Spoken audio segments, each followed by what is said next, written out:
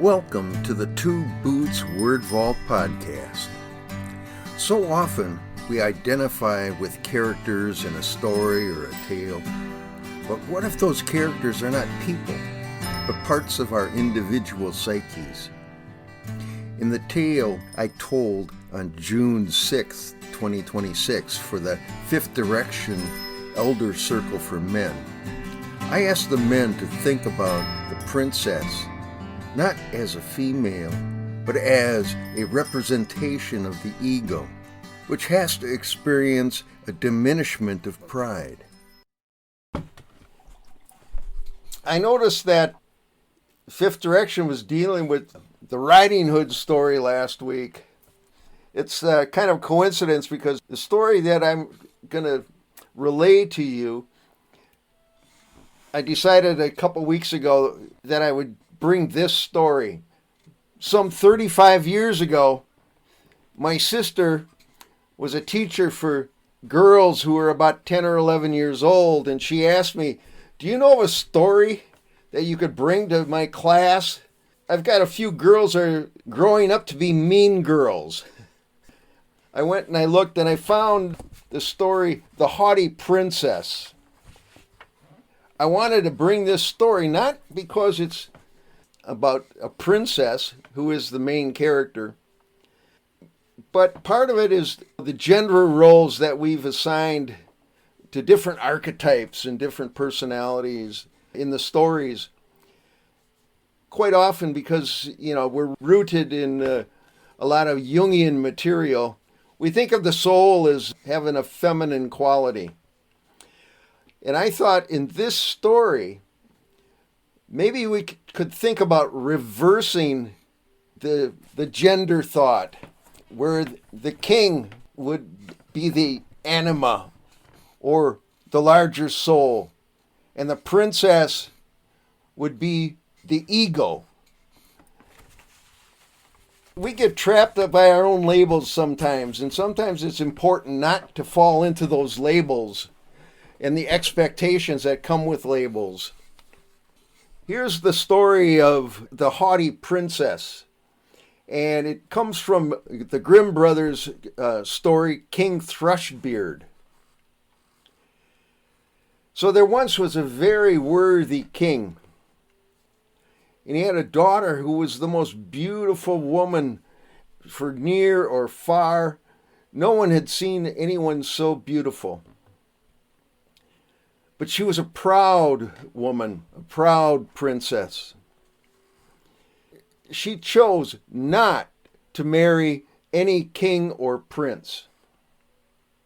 Her father was tired of her refusal to make a commitment to anyone.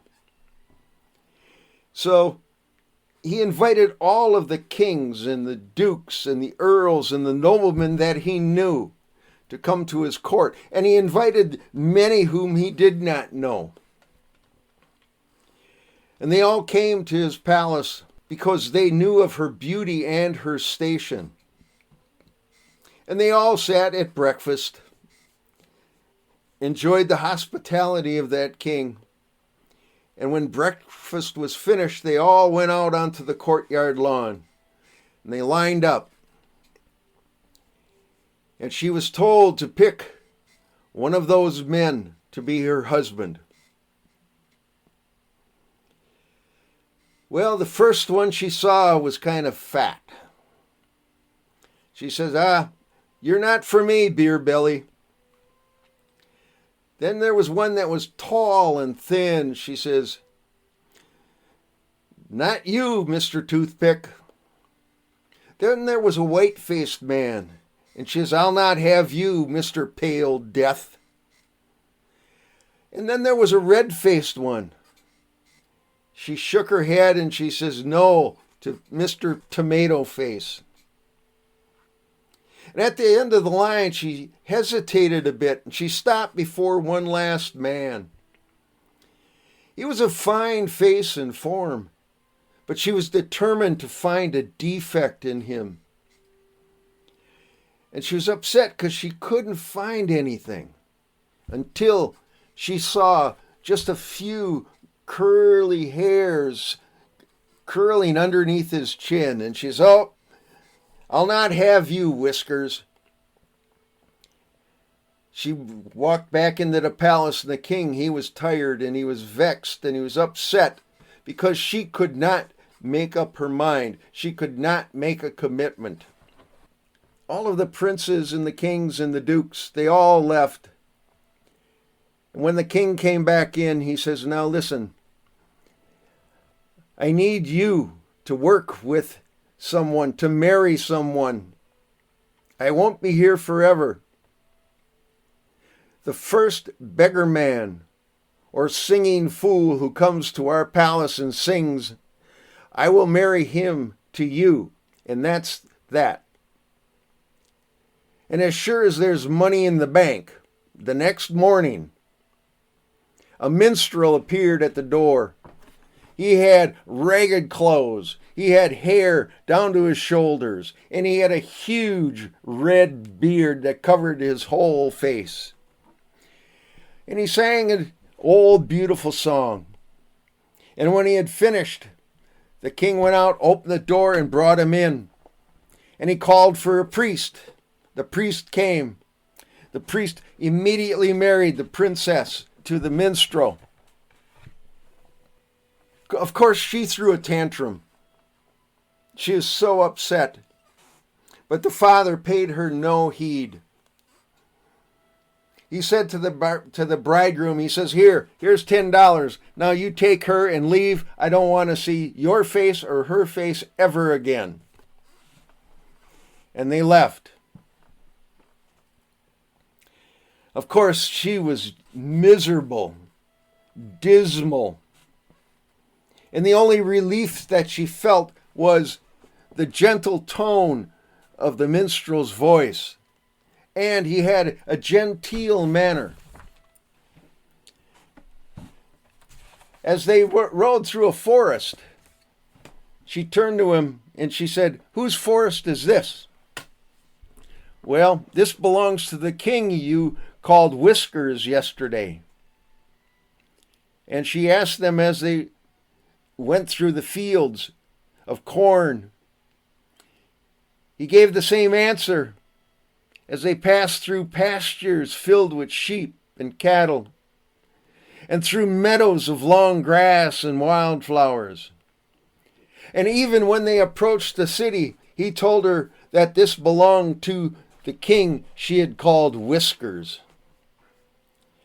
"Ah, what a fool I am," she said to herself. "He was a fine man, and I might have had him for a husband." At last they arrived at a poor cabin, and the dismal woman asked, "Why are you stopping here?" "This is my house," he said, "and now it's yours." She began to cry once again, but she was tired and hungry, so she went inside. Oh, there was nothing on the rough table, no food. There was no fire in the hearth. So she was obliged to start a fire and to boil dinner so that they could eat. And then she had to tidy up.